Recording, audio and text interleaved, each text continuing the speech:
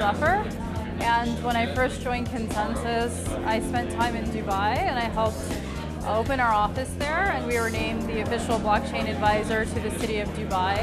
And Dubai was the first government to have a mandate to be the first blockchain-powered city. So they aim to be the first blockchain-powered and paperless city by 2020. And I also helped open the Saudi market for ConsenSys. And then I came back to the United States in the summer and I helped launch ConsenSys Research.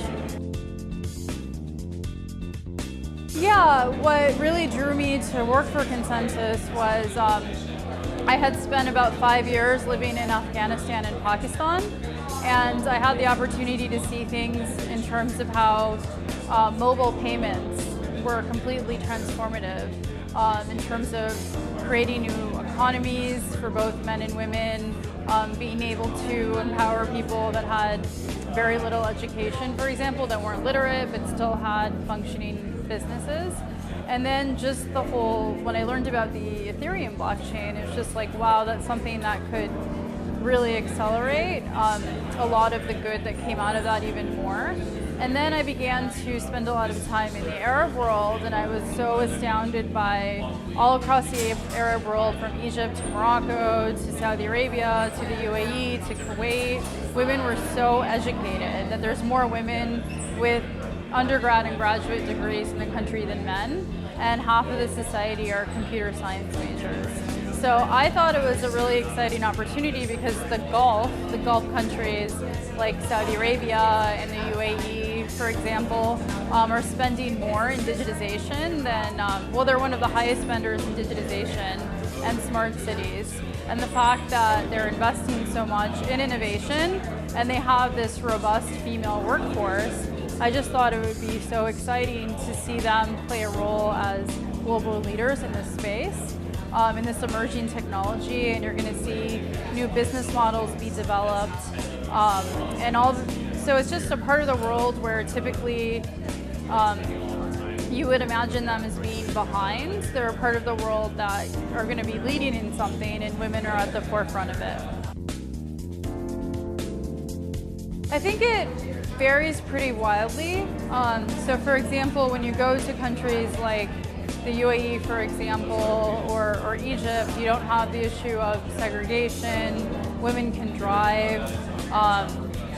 You don't have that strong of a religious right, for instance. And then what's interesting is in Saudi Arabia, you see a lot of those barriers rapidly dissolving. Like, for example, Saudi women are going to be, in the next few months, are going to be driving for the first time.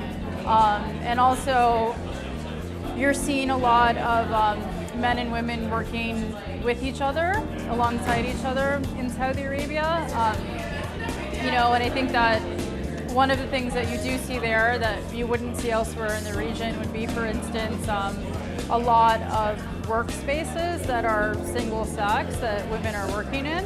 And I think that the best collaboration is when you have men and women in the same physical space and kind of working alongside each other, because I think, diversity does encompass gender and, differences in backgrounds and what you studied as well in terms of education. So I think that the more people that you have from different backgrounds coming together, the more innovative a society can be. And I think it's great to see that the Saudi government holds that view, and they're doing a lot in terms of facilitating changes. Yeah, what I think is really fascinating is the tremendous investment in education, and the tremendous investment in STEM education in particular. And also what I think is fascinating is, in order to make a lot of things like math and computer science more exciting, especially to youth, is like having the arts be part of it, arts and entertainment. So it's really fascinating to see that not only is our governments like the United Arab Emirates and Saudi Arabia investing a lot in digitization and education, but they're also investing a lot in art and culture, from Saudi Arabia opening its first movie theater to, if you go to Abu Dhabi, they've opened the Louvre and the Guggenheim there. So it's just spectacular to see. One of the roadblocks is people having misconceptions of the technology. There's a lot of misinformation. So I think it's really up to us as a community to really educate leaders and the layperson on what it is. Because unfortunately, a lot of people will look at this space and they just sort of see it as, you know, this cryptocurrency like Bitcoin that's so volatile, and it's like a Ponzi scheme, or you have certain people calling it rat poison, and they don't really understand the underlying technology of blockchain or what Ethereum is. So I think that there's a lot we can do as a community in terms of education. Well, I think that anything that fluctuates so much, you know, and then all of a sudden, you know, people love to see stories of somebody invested a small amount of money and suddenly they're a Bitcoin millionaire or an Ether millionaire and things like that. So I think that I think we'll see a shift once the technology is going into full-scale production and you're starting to see things like, wow, there are female economies that have been created on the blockchain and all these new networks and all these new business models, and then, you know, like our food is safer because we can track the delivery of it better. You know, I think that there's just so many applications that are coming that I think the media will hopefully cover, and it'll make people understand blockchain as a technology versus cryptocurrencies that are often associated with it. Oh, there's so many that I think I'm really impressed by Ujo Music. I was really impressed by the speaker earlier that was talking about how blockchain is transforming the art world and supporting artists in terms of, you know, being able to spend more time on the creative process versus the stress of producing or having a second job to supplement, you know, their day job as an artist. I'm really impressed by AirSwap, our supply chain product, Vion, Pangea, allowing people to have fractional ownership of property. There's just too many to list. There's just so many. Oh, I think it's great because of the diversity of sectors that it represents, the diversity of people, the fact that Ethereal is, I think, half women or even majority women. I think it's a really good representation of ConsenSys as a company in terms of showing how in this cutting-edge technology, ConsenSys is the largest blockchain, you know, venture world studio out there, and there's so many women in leadership roles. And also the cultural diversity of the company. Ladies and gentlemen, please welcome Rahilla Zafar, Saad Al-Sharahi, Yasmin Al-Tawajri, and Mohammed Sheikh.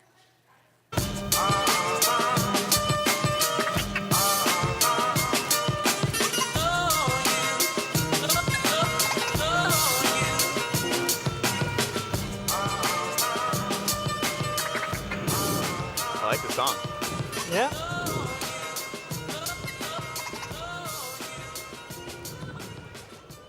Can everyone hear me?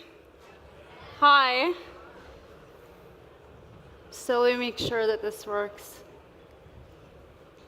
So I remember November 2015. I had just come back from a really long trip in the Middle East where I visited Saudi Arabia, Jordan, the UAE, Kuwait, Palestine. And I had the opportunity to meet Joseph Lubin, the founder of ConsenSys, for the first time. And in the conversation that we had, I had mentioned Vision 2030 in Saudi Arabia and how something like Ethereum and blockchain would completely transform the region. And not only that, but the Middle East and a country like Saudi Arabia would play a leading role in terms of accelerating the technology. And I think before we begin, I just wanted to let you know why I think the kingdom is so exciting. So Saudi Arabia is the largest economy in the Middle East. The population is 30 million, and the majority is under the age of 30. On top of that, the majority of STEM majors are women, and half of computer science majors in the country are women. And for the past decade, there have been hundreds of thousands of Saudis, men and women, that have been fully funded to study all across the world, while Saudi Arabia has been developing a world-class university system and also tech ecosystem. So our panelists here are going to tell us a little bit more about Vision 2030, but it is one of the most aggressive plans in the world, if not the most, in terms of transforming Saudi Arabia from an oil economy into one of the most futuristic economies in the world.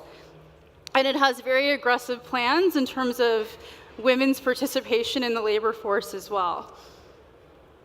And one of the major projects in Saudi Arabia is NEOM, and it's a $500 billion project that is going to be a city that is 33 times the size of New York, and they estimate that there's going to be more robots than people.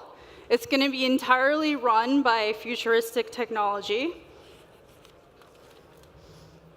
And also, it's going to be an 8-hour flight from 70% of the world, and it borders Europe, Asia, and Africa.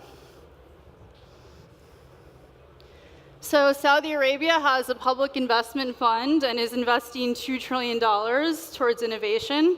And some of that money has been partnering with entities such as SoftBank to create the world's largest tech fund. And that is the Crown Prince of Saudi Arabia, Mohammed bin Salman. And that's Mohammed bin Salman with one of the co-founders of Google. And MISC is the nonprofit of the Crown Prince that is really committed towards creating a tech ecosystem in the kingdom, particularly targeting youth. So Google has committed towards working with 100,000 Saudi students. And in January, the Saudi government and MISC invited Joe Lubin to come and speak. So it was amazing to see young Saudi men and women come to see Joe speak, and they talked about how they flew from all over the country to come to Riyadh when they heard that he was speaking at MISC. And recently, Bashar al-Azhar, Lina Hadieh, and Moshe sitting next to me were with Saud from STC. The Saudi telecom company is the largest telco in the region, and Saud was just telling me that he's really proud that STC has overtaken Emirates to be the biggest brand in the Arab world as well. So it's been really exciting to also see changes happening so rapidly with women in the kingdom, in terms of in 2015, women were given the right to vote. At every conference that you go to in the Arab world, even in places like Saudi Arabia, there are half the room is full of women at tech conferences, at business conferences, at Saudi Aramco, in aviation, at the Saudi Stock Exchange, in every single sector of Saudi society, there are women in leadership roles. And I think the first question is for Yasmin. This woman in black is a friend of yours, and tell us about this picture, and also tell us about how a Saudi woman epidemiologist became interested in blockchain. Thank you, Rahilla. This is a very important picture, as it is a very good example of how women have really progressed in Saudi Arabia. That's a picture of Dr. Tamadr Ramah, who's the Deputy Minister of Labor in Saudi Arabia. And here is a picture of her visiting one of the northern regions in Saudi Arabia, and all the men in the room are there for an official visit with her. And she was telling us after her visit that she felt completely at ease. Everyone was welcoming, and they're willing to encourage more women to come and work in these positions. There was no problems or resistance, on the contrary. As for me, being an epidemiologist, working at a tertiary care hospital, I work at the King Faisal Specialist Hospital and Research Center.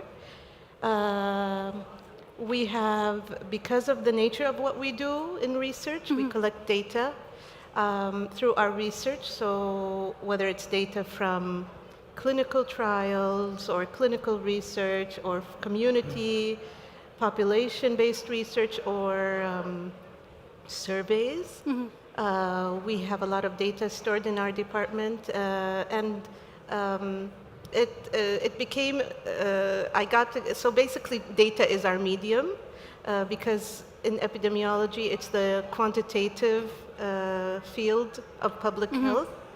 And so I got interested in blockchain when I learned about its potential as a very important public health tool, because when you put massive amounts of health data on the blockchain, over time it resembles a massive longitudinal study, which allows us to longitudinally assess how diseases occur, what are the risk factors, what are the things that control disease, and eventually that will help us in disease prevention and promotion and that kind of thing. So I got interested in blockchain for that reason.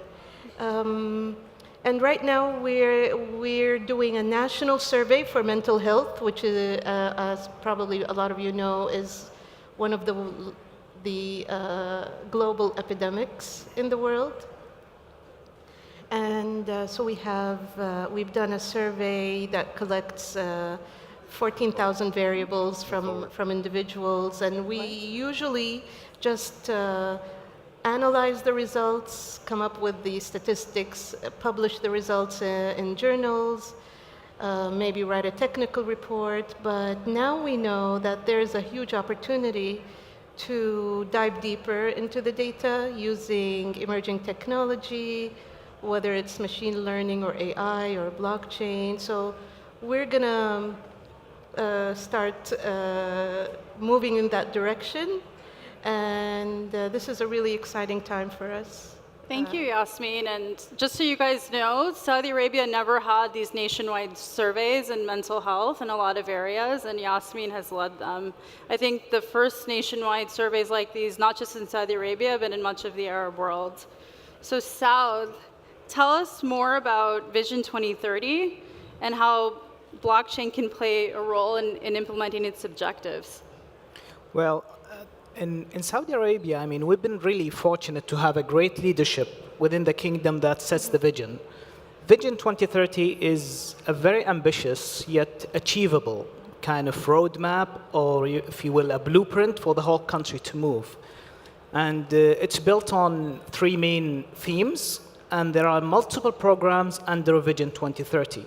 And digitization has been placed in the heart of the national agenda.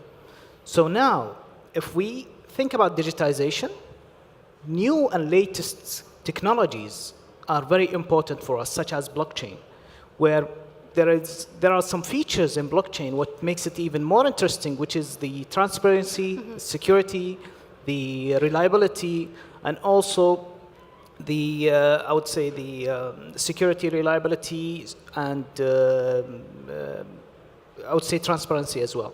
So this sets blockchain as one of the very promising, I would say, technologies for Saudi Arabia, and this will set us in a future-proof kind of technology that will help us in achieving our goals. And to follow up on that, how does STC see themselves as a facilitator? I think especially from the perspective of a cloud provider to jumpstart the ecosystem. Okay, well, telcos usually have a different place. So if we take a look at the value chain of any technology in general, so we've been well known in networking, this is our bread and butter. And then many telcos are providing also data center kind of services, such as cloud services. So in this way, it's a typical play for us where any company or any enterprise or government that would like to try out blockchain, they can put it on top of that. However, in STC, we'd like even to take this even further. What we want to do is actually build like blockchain as a service to be able to lower the barrier to entry to anyone who wants to try blockchain, as well as even developing some kind of applications specific for enterprises, and also whether they are custom-based for government entities or something which is going to be more generic that can serve the whole SME market, for example. We were just talking about the data consumption in Saudi Arabia. For those of you that don't know, it's the highest penetration per capita of Twitter and YouTube, and I think the highest smartphone penetration as well in the world. So it's a lot of data. So Mo, ConsenSys does work all over the world. What makes Saudi Arabia so exciting, not just for ConsenSys, but in terms of accelerating blockchain technology? Sure. So that's a great question. When you think about ConsenSys, obviously we're leading efforts for blockchain implementation, but we're also have a strong ethos attached to having participants be a part of this technology. Now, if you look at what has happened in early 2000s, late 90s with the dot-com boom, that led to developed economies really being at the forefront of being able to take advantage of that. That meant extreme, that meant real good growth of GDP for obviously developed countries, especially the US. When you think about what our ethos is again and how we want to apply that across the world, we look at countries that have been classified perhaps as emerging markets that are sometimes second movers, right? So if we look at Saudi, if we look at other countries across the world, we want to make sure that they don't get, they're not the slow movers as they once were, right? So here's an opportunity for us to help participate in the global economy and move that forward.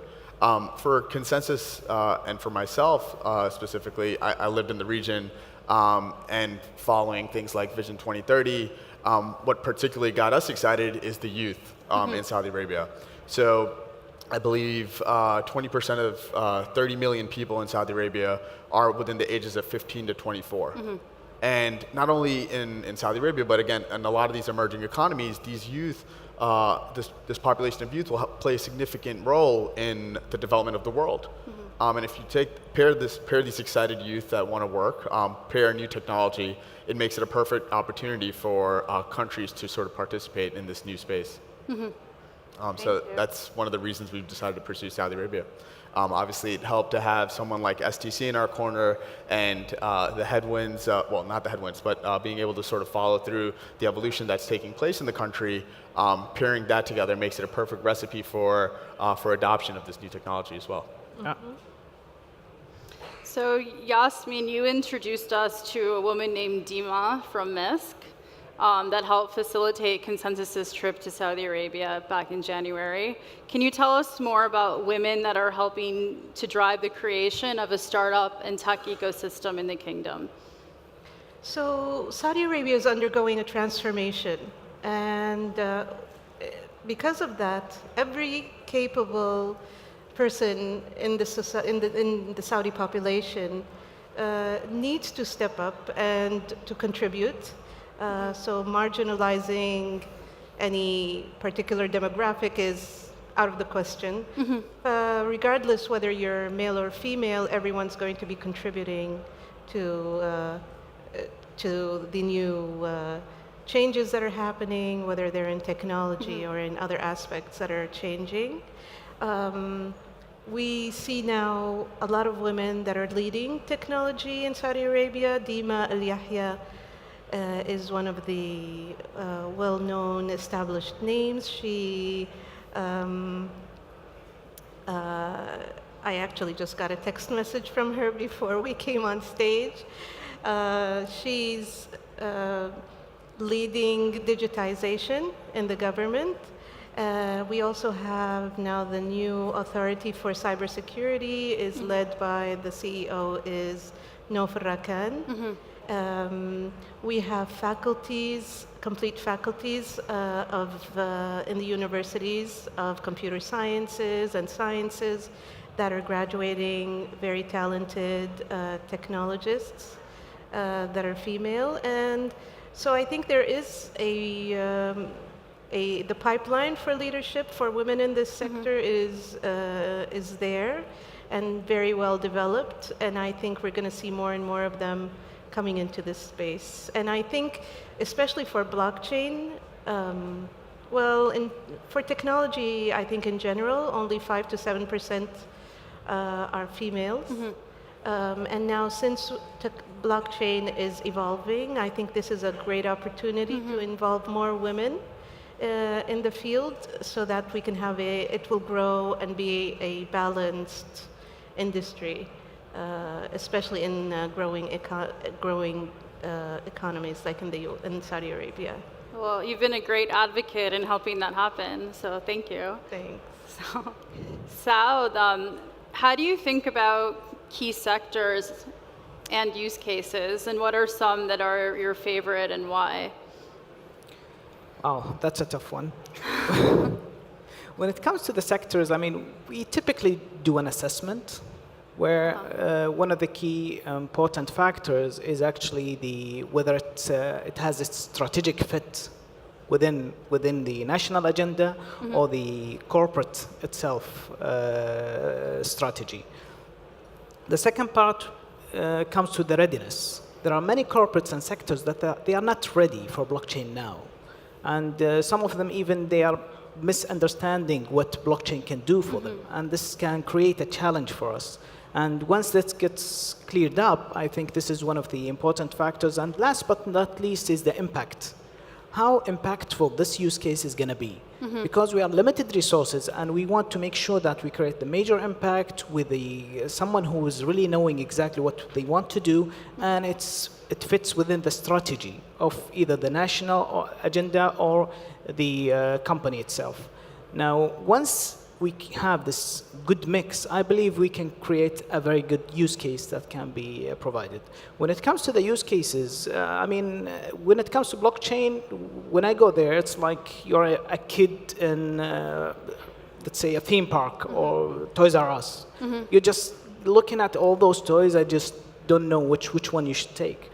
So they're mostly exciting. However, being from a telco background, there is something that I've been passionate about for a very long time, which is IoT. So it's not only blockchain per se, but I want to imagine, and I encourage everyone to imagine what the future would look like if we have blockchain, IoT, the edge computing, machine learning. If you mesh them all together, what's going to happen? So you have those IoT devices which are being identified and securely transmitting data over blockchain network. They are decentralized and they have edge computing where they can even act as nodes and they can even learn as they go. So just imagine how this would look like. So it's something that is interesting and to think about, and really looking forward to applications that will apply all of them together. Thank you. Can I add to that one? What? Can I add to that one? Yeah, please. Cool. So just to bring a little color there, I think Saud mentioned a very interesting process, right? Being able to understand the technology's implications across various industries, then overlay that with where the government and the nation's sort of needs are. And that's exactly what we did when we came down to Saudi a couple months ago. We went through this session where we literally walked through all the implications that are taking place across various industries, narrowed in on a few use cases that we liked, and then going from those use cases, figuring out which ones make sense to deploy today, keeping in mind which use cases we can evolve to and help support in the future as well. One example that comes to mind is work that we did in Dubai, actually, for land titling. Obviously, land title being a very easy use case to sort of think about. Being able to transfer titles from party A to party B on-chain, making it sort of a trustless system, a much more efficient system. That was one of the use cases we honed in on. One of the use cases that I personally really like. Maybe that's where you start. That's the cornerstone. But what can evolve to is very interesting business models, as you mentioned. One of those business models could be fractional ownership of real estate, which would allow the 30 million people in the kingdom to potentially own a piece of real estate rather than just being a passive tenant.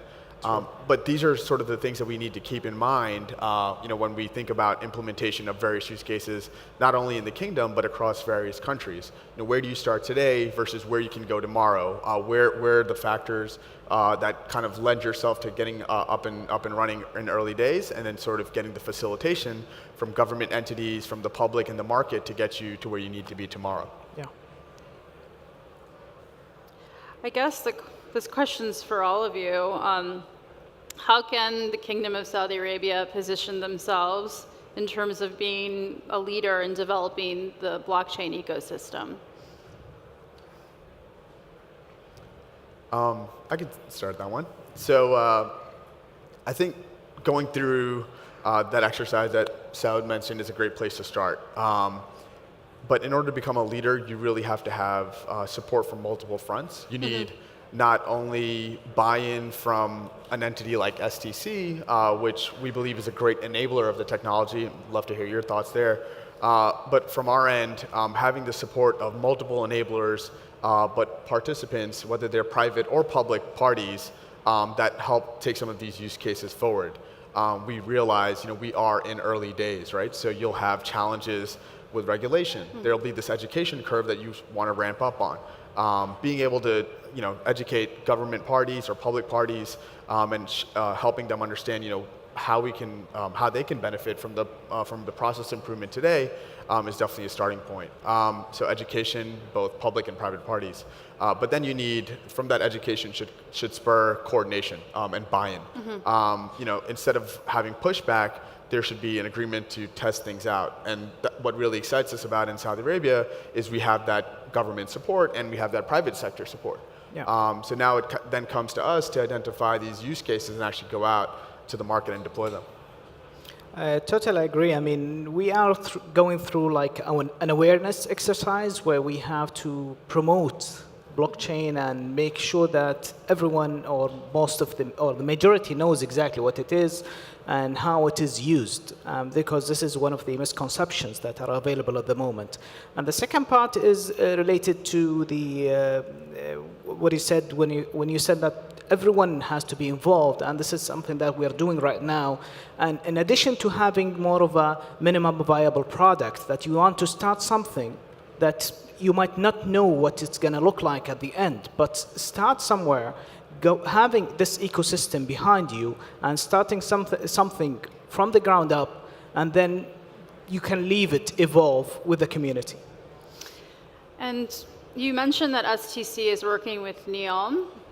And what advantages do you think that futuristic cities like that, and NEOM is going to have their own law and legal system that's separate from the kingdom? How do you see that potentially helping accelerate the technology and experiments and pushing things forward? Okay. Well, when it comes to NEOM, it's one of the major and very ambitious projects in Saudi. And this is one of the targets for Saudi Telecom. Saudi Telecom is the incumbent, and it's the largest telco in Saudi. So we want to make sure that we leverage the strengths that we have in Saudi to be able to deliver and accelerate the deployment of NEOM. So our positioning is mainly at the moment in the infrastructure basis and what kind of things that we can do together from now to be able to plan forward in the future. Mm-hmm. If I could add to that one. So I think one of the stats that you mentioned was there'll be more robots than humans in that city. Was that true? Yeah. To me, that's kind of crazy. But when I look at it from an economic impact perspective, smart cities have a huge opportunity, especially in Saudi Arabia. One of the World Economic Forum stats that gets thrown out is for every 10% increase in mobile penetration, there's a corresponding 1.7% increase in GDP. So if you take that and apply that to Saudi, a population of 30 million producing roughly $600 billion worth of GDP, if you want to diversify away from oil, you're probably going to look at new industries, technology being one of them, and then blockchain being another. So, I mean, this is, again, another opportunity. If you are able to increase penetration into a smart city like NEOM, create new jobs, you can have a pretty significant impact. And if you back into the math, that's roughly $20 billion of GDP coming from non-oil generated income, which is something that's exciting for that country, for the kingdom. And Saud and Yasmin, as Saudi Arabia, like over the past decade, is making this transition out of becoming an oil economy, you're seeing a number of entrepreneurs, both young men and women. And if you guys can kind of let the audience know what it's been like in terms of being part of the kingdom, developing this amazing tech ecosystem, what the state of it is, what you think can be done to help accelerate it, how an entity like STC, how do you feel like you've been supporting that? I can take a try to answer that question. From the perspective of women who are entrepreneurs in Saudi Arabia, about, I think it's now reached 40% of entrepreneurs in Saudi Arabia are females. These are the official statistics. But there's a unofficial economy that is created by cottage industries, women who are selling things from their homes, and it's being marketed on Instagram, and they've got their own, they've even developed a very well organized logistics system, and so there's this Instagram economy that's a little bit more developed in Saudi, in our part of the world, even maybe more than it does exist here. That's true. I think I had featured Yasmin in a book called Arab Women Rising, and after it came out, Facebook contacted me, and they said that they had no idea that there were so many Arab women starting businesses on Instagram, and also that so many of these businesses have gone from Instagram businesses to actually storefronts. So I think that was something interesting. Exactly. Yeah. So here we have an opportunity now where technology can harness this kind of entrepreneurial spirit and allow these women to become official. Like imagine a woman who lives in a village and she doesn't have access to a bank account, or she doesn't have an official ID through technology, for example, blockchain, Uport. Yeah. They can help these women have money transactions and their identity. They can own their identity online. So it's I think through technology that we can develop a lot. We'll see a lot of changes in this area. Yeah, I think, I mean, it's interesting when you mentioned the, I would say, the monetary piece or the financial aspect. I mean, 3 days ago, the government just announced the Financial Sector Development Program, which is part of the Vision 2030. And as part of that program, there is an intention to increase the number of digital payments 38% within the next coming 3 years. I mean, it's a massive, I would say, growth that is required. The other part is related to fintech. We are planning to have at least 3 fintech companies within the next 3 years. It's part of the national agenda for the country. So promoting startups to be able to do this, I mean, it's something that is, there is no better time than now in Saudi to be in the, I would say, to start your business. The facilitation, whatever is happening today, everything is to promote those businesses. When it comes to STC, we have Inspire You, which is a part of STC, which is it's like an incubation piece within STC. We have STV, which is STC Ventures, which has the capital of $500 million, where we are investing in the companies and startups to just give them, I mean, funds, but it's purely from investment point of view. Wow, do you have anything to add? I think those guys covered it pretty well there. So we're taking questions from the audience as well. So feel free to line up if you have any. And I think the other question that I had for you guys is we hear about really significant cultural shifts happening in terms of movie theaters and Black Panther and the entertainment cities and all of that. If you could kind of tell us more about some of the significant cultural shifts that have happened and are going to be happening? Well, when it comes to culture and entertainment, historically, we live in a region that has very rich history of culture, and but for the past maybe 3 decades, since the 70s, it's almost like there was a pause button on entertainment and culture, or cultural events. So part of the Vision 2030 mandates is to develop that sector and provide these types of experiences for people in Saudi Arabia. So the General Entertainment Authority has been very active in that aspect. Now we have the General Cultural Authority. They're also developing visual and so many different types, all the different types of arts and cultures. And one of the programs of Vision 2030 is called the Quality of Life Program. And it's really interesting because what it's trying to do is to improve the quality of life of people that are living in the cities. They have a very ambitious but achievable aim of trying to be ranked among the top 100 cities around the world. And to do that, they have to focus on cultural institutions, entertainment, athletics, health, as well as logistics and transport. So, and that's sort of like a cross-sectoral, multi-sectoral type of plan. But they've been very actively pursuing the goals of this program, and I think we're going to see some changes very, very soon. Yeah. Do you have anything to add? No. I can add to that one. Yeah. So I grew up here, right here in Brooklyn, in this part called Brighton Beach. It's a Russian, predominantly Jewish neighborhood, actually, funny enough.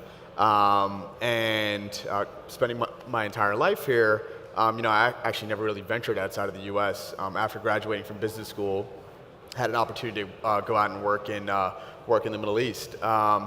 And for me, looking at it from the contrasting view that I had here, I was actually a bit nervous. I wasn't sure what the uncertainties of the Middle East would bring. But being able to spend time in Riyadh, in Dammam, and in Saudi Arabia in general was actually very exciting for me, because a lot of some of the misconceptions that I had from things that I had read, folks that had told me stories, were actually pretty wrong. And to me, it was the youth that actually got me excited the most. When I look at culture, no offense to the old people, but I don't really look at them. I look at what the youth are going to be bringing to the table next. So to see their kind of involvement in Comic Cons taking place, all these sort of interesting things that obviously exist here in our side of the world, for me was, I was shocked, and I was very excited. So, when you go back to the Cultural Revolution, it's, for me, interesting to see not only where the kingdom is today, but where the potential lies. That'll probably be driven primarily by the youth again. So that's my view as a New Yorker. Yeah, I think it's fascinating. In the United States, you see a lot of government cutbacks on funding the arts, but in places like Saudi Arabia, you see governments heavily supporting it and seeing it as an important part of developing their overall culture and ecosystems. So, does anybody have any questions? Hi. I'm Ronnie. I'm working with ETH News. And you mentioned that NEOM is not really going to be under the jurisdiction of the kingdom. Can you explain more the relationship between the kingdom's laws and how NEOM operates, and also who will be invited to work and live in NEOM? Did you hear the question? They were wanting more details in terms of NEOM and how it's going to be outside the jurisdiction, like what that means, and also who's being invited to work and live in NEOM. And I think that's an interesting question because NEOM is beginning to sign contracts with companies, including STC. So if you could provide more detail. Yeah, sure. Well, NEOM, it's going to be like country within a country. So it has its jurisdictions, it will have its own laws to be able to thrive, to give it the agility that it requires to achieve its goals and ambitions. Yeah. So when it comes to living there, of course, similar to any other country, we'll have to definitely apply and see how this would work, depending on what kind of either sector or what kind of things that are required in that, I would say, city. So there are major factories that are being contracted now to be built there. Obviously, there are many in the news that are coming and investing in NEOM. So definitely, as part of those projects, anyone can apply to be able to work in NEOM. And Yasmin knows a lot about it. You've met with the NEOM team. It's definitely a project that a lot of youth in Saudi Arabia are excited about. And I know that they have big plans. I think that we will be able to see something materialize, I hope, very soon. My understanding is they're trying to incorporate technology of the future or how it's going to be in the future. Developing the infrastructure for the technology today. And so we're looking at something really revolutionary and innovative, and it's going to be really interesting to see how that materializes. Yeah, so that's a great question, right? How does a country support and remain agile to facilitate growth, right? How do you get that flexibility? And oftentimes, it's government that prevents this accelerated growth. So I think NEOM is doing a great job in creating that legal framework that allows for a global team to go out and actually work on building the city. So not only will you have a group of international individuals and citizens living there, but also people that are developing the country are keeping that in mind, right? So it's an international team that's building it. I'm not sure in terms of the detail. They're obviously working closely with the current government, but it'll have its own judiciary. I'm sorry? It'll have its own judiciary. Yeah, exactly. Yeah. But the point being then, that regulatory framework is really important to get up to speed. So yeah, hopefully that helps. Thank you. Hello, check, yeah. Yeah. Hi, I have a question for the gentleman from STI. My name STC. is STC. Yeah. My name is Matthew, and I'm wondering, what are you guys doing with the network level data that your users are generating? Their location beacons, what websites they're going to, applications that they're using? Is that information that you're packaging and putting on the blockchain in terms of developing a persona for later use in an advertising scenario? And how do you get around PII compliance, if so?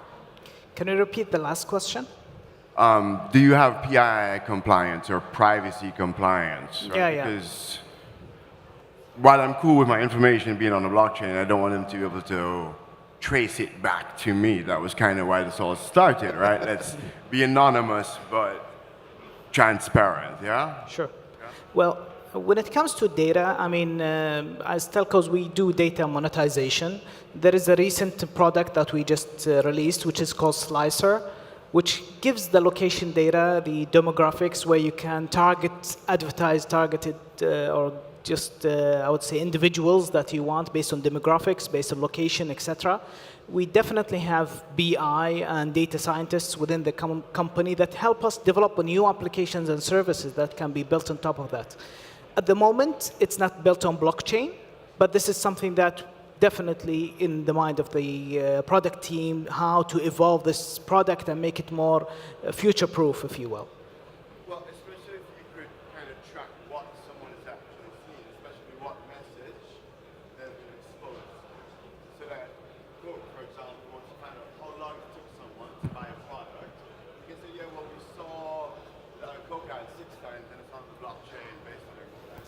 I totally agree with you. I mean, I'd like to take this as a good chance also to mention that within STC we have something called Blue Vault, which is more of similar to Google, I would say, Store and Apple App Store, where developers can put their applications on top of this platform, and it can be sold within Saudi to any, I would say, major, small and medium businesses, or even government, where at the end of the month, it will come as part of their bills. So this will relieve and offload developers from going for the billing and collection and making sure that they go after everyone, just making sure that they focus on their own business. So this might fit if there is any application that can leverage any data, for example, to be published as part of the applications that can be sold. Yeah, I mean, I'm just thinking out loud. It sounds like that's a carrier app, but with pre-installed. Yeah. It sounds like what you're talking about is like a carrier app that's pre-installed probably on, what do they call them, Android devices. So it's out of the box for everyone. Okay. Am I correct in that, or? I mean, I would think devil's in the details. So I think if we can take it offline, we can have a further discussion. And if anyone is interested, definitely you can join us in that discussion. All right. Thank you. And then Hi, thanks for the talk. I'm Haley. It was great insight into how blockchain can really release power of and impact. if you could speak more into the mic. Yeah, get positive impact on domestic economy. But I was wondering your thoughts on its impact on the international.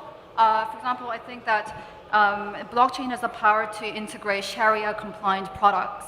For example, it can facilitate proliferation of Islamic financial products and lower the cost of structuring. So your thoughts on that? Did you hear the question? Sure. So the question was, how can blockchain... Sharia law compliant products. Sure. So Sharia law compliance products, for everyone who may not know, are products that basically fall in line with the religion of Islam to be able to invest within those guidelines.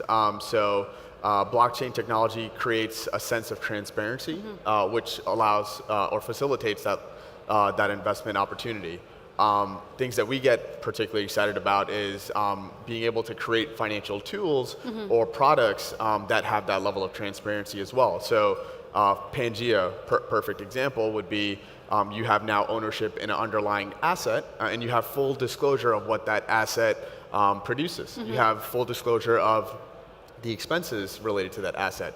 Now, if an investor wants to participate and they want that level of detail, they'll be able to do that.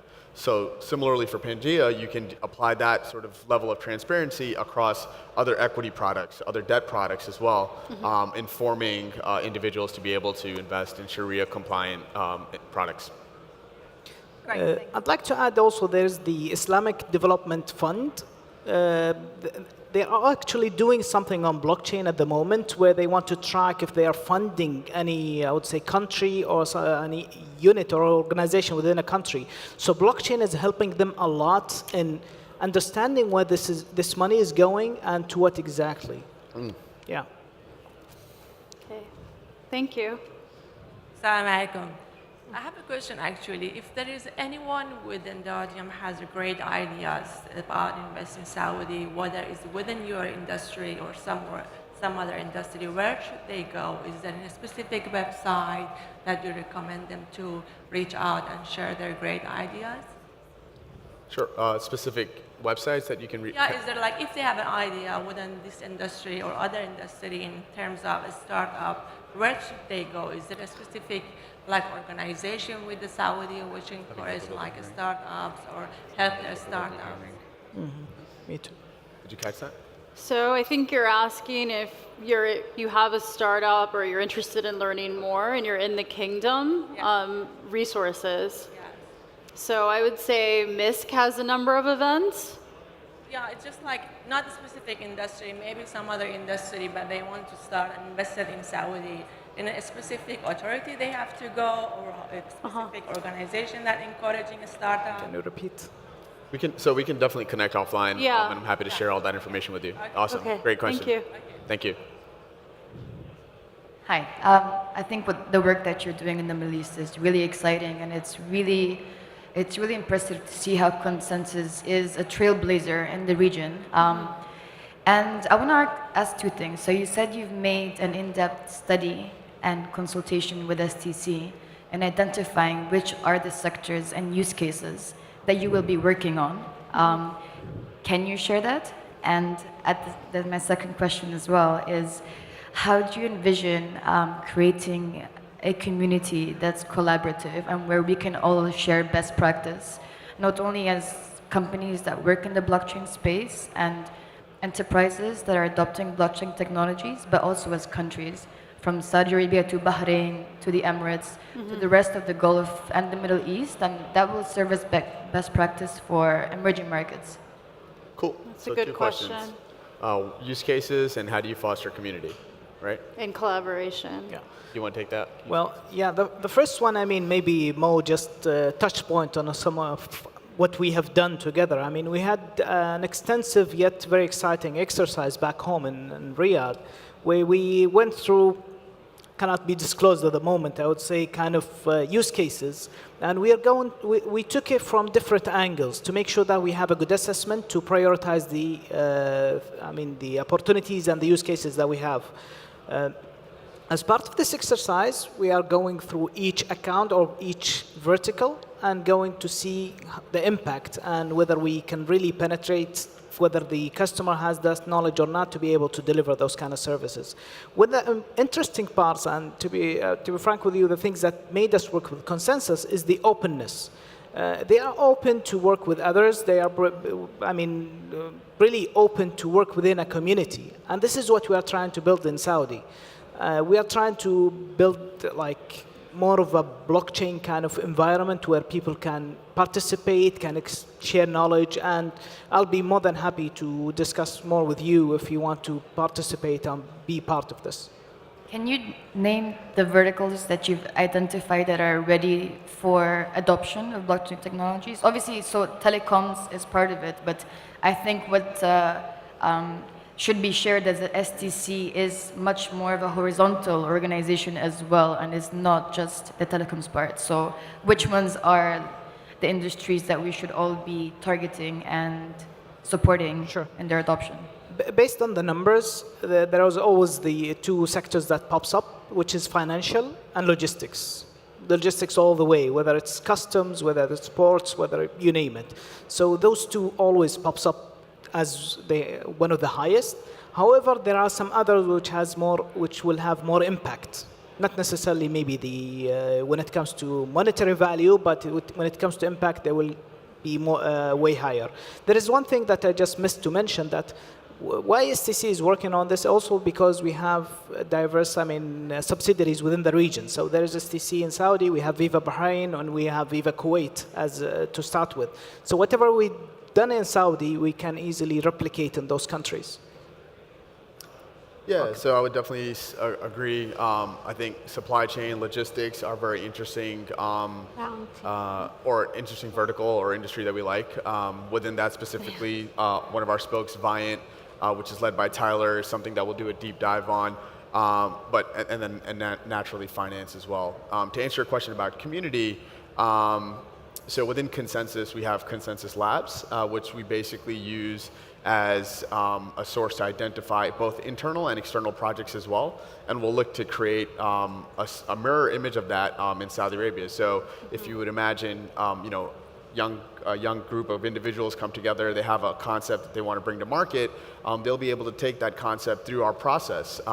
Obviously, naturally, we'll also have other infrastructure support too through meetups that we'll probably host. The Dubai team does a great job of facilitating meetups over there. We hope to do the same in the kingdom as well.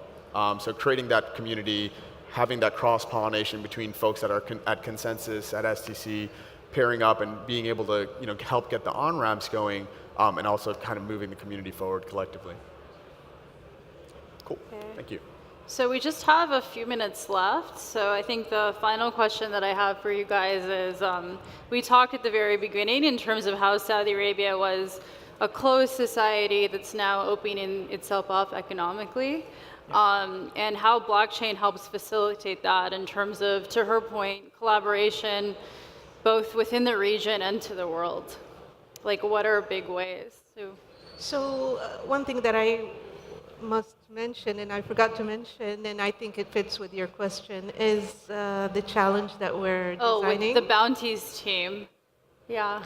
So when we sat down to come up with use cases using mental health applications on the blockchain, we decided to open it up and invite others around the world to help us solve this global health problem that we have. And so that's when I contacted you, and we decided to work with the Bounty Network to create a challenge that will help developers around the world try to come up with solutions or applications, particularly among youth, because they're the most high-risk community that are affected with mental health.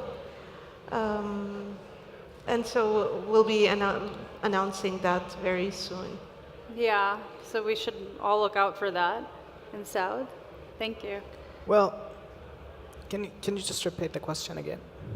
Well, in terms of Saudi Arabia was a closed society, and now it's opening itself up, and what that means, and the role of blockchain.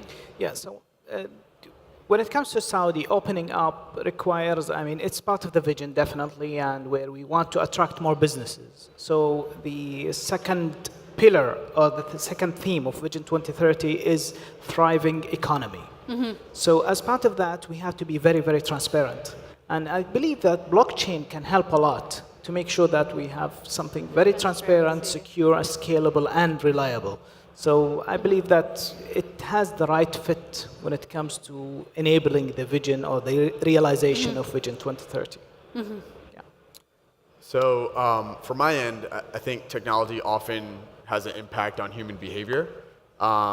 And what we're seeing with this technology is an impact on how consumers are behaving or how these new ecosystems or businesses are evolving. So for me, it's particularly exciting to see within Saudi new sort of business models and ecosystems sort of form through this technology. And historically, where the kingdom has typically looked at the rest of the world for business models, I think here's an opportunity for them to start from scratch, just like other countries across the world that can potentially form their own business models or these new ecosystems within various industries. So for me, that's probably exciting in terms of opening up the kingdom through this technology. Yeah, and I work with ConsenSys Research, and we're going to be collaborating with Uport and other spokes to do a lot of these experiments in terms of new business models for the first time. So we're excited to experiment in Saudi Arabia. Well, that is all the time that we have. We thank you all for listening, and thank you to our guests. Yasmin and Saud flew in from Riyadh yesterday just to come to this event, so we appreciate them coming. Thank you. Thank you. Thank you.